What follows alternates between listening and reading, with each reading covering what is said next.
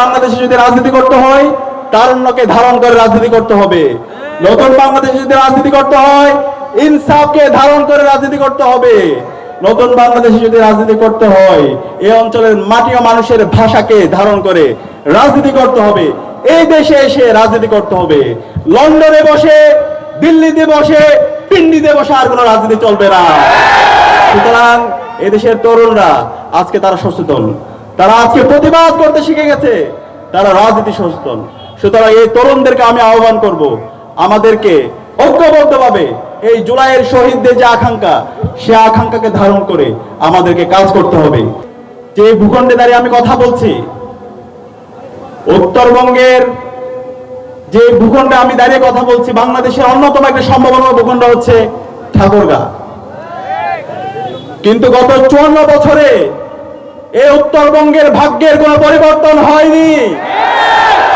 এই উত্তরবঙ্গে এত সম্ভাবনা থাকার পরও নেতৃত্বের অযোগ্যতার কারণে, দুর্বলতার কারণে, দুর্নীতির কারণে এবং ভারতের প্রেসক্রিপশনে রাজনীতি করার কারণে এই উত্তরবঙ্গের মানুষের, মাটি ও মানুষের কোনো পরিবর্তন হয়নি। সে কারণে আজকে জুলাই বিপ্লবের পরবর্তী আমাদের ঐতিহাসিক সুযোগ এসেছে।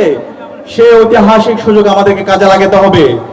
এই জুলাই বিপ্লব হয়েছে এই সমাজ থেকে বৈষম্যকে দূর করার জন্য, এই সমাজ থেকে চাঁদাবাজকে দূর করার জন্য, টেন্ডারবাজদের দূর করার জন্য, দুর্নীতিবাজদেরকে দূর করার জন্য, দর্শকদেরকে দূর করার জন্য এবং শহীদদের আকাঙ্ক্ষার আলোকে একটি বৈষম্যহীন ইনসাফ ভিত্তিক বাংলাদেশ বিনির্মাণ করার জন্য। সেই বৈষম্যহীন ইনসাফ ভিত্তিক বাংলাদেশ বিনির্মাণ করার জন্য যারা এই বাংলাদেশের শহীদদের আকাঙ্ক্ষাকে ধারণ করে, যাদের কথা এবং কাজের মধ্যে মিল আছে, তাদেরকে আমাদেরকে বাছাই করতে হবে। আমি আজকে ঠাকুরগাঁয়ের তরুণদেরকে জানতে চাই, আপনারা কি পারবেন?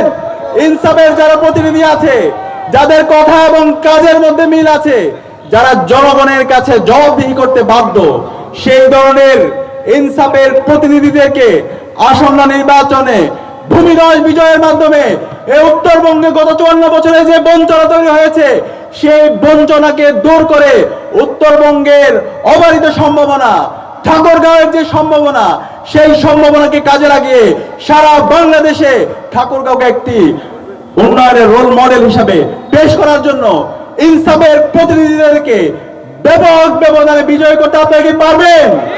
ইনশাআল্লাহ। যেহেতু তরুণরা সিদ্ধান্ত নিয়েছে, আমি বিশ্বাস করি তরুণরা যেদিকে যাবে বাংলাদেশ সেদিকে যাবে।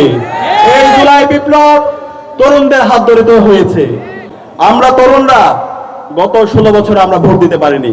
আজকে তরুণদেরকে অগ্রণী ভূমিকা পালন করতে হবে। জুলাই বিপ্লব যেভাবে অগ্রণী ভূমিকা পালন করেছে, এই আসন্ন নির্বাচনে ভোট কেন্দ্র নিরাপদ রাখার জন্য তরুণদেরকে অগ্রণী ভূমিকা পালন করতে হবে। আপনারা কি পারবেন? ইনশাআল্লাহ।